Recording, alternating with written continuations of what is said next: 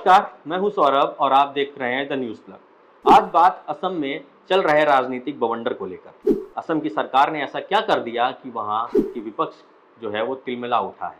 असल में असम में मुस्लिम बहुमूल सीटों की संख्या को बीजेपी सरकार क्या कम कर रही है, बात उस पर।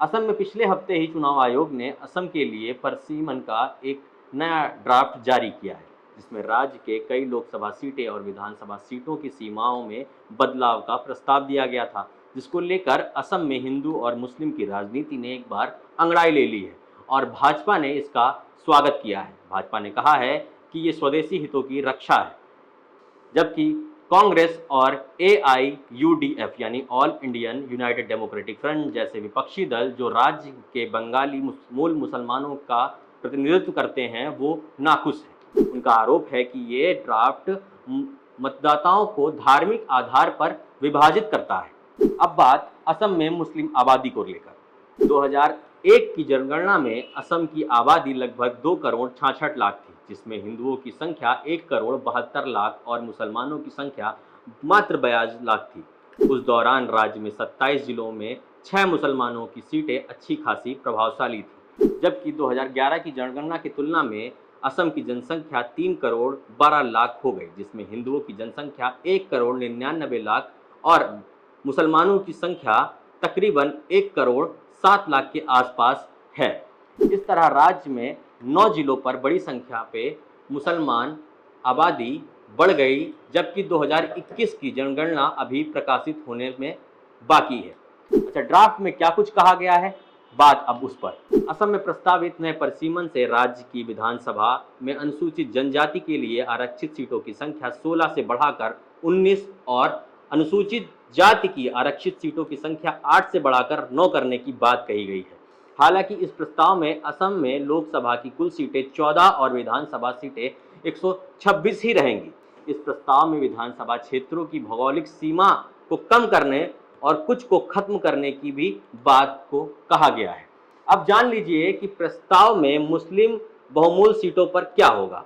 AIUDF के मुताबिक इस ड्राफ्ट में मुस्लिम बहुमूल विधानसभा सीटों को 19 से घटाकर 22 करने की बात कही गई है। 90 विधानसभा सीटों पर असमिया लोग बहुमत से रहेंगे, जबकि 10 से 12 सीटों पर बंगाली लोगों का दबदबा रहेगा।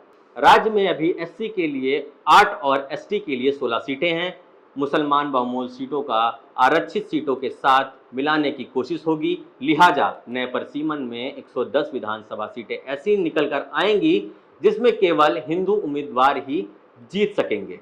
यहाँ ये भी बात एक अहम है कि परिसीमन के लिए जिस आंकड़े का इस्तेमाल किया गया है वो 2001 की जनगणना का किया गया है, ना कि 2011 की जनगणना में।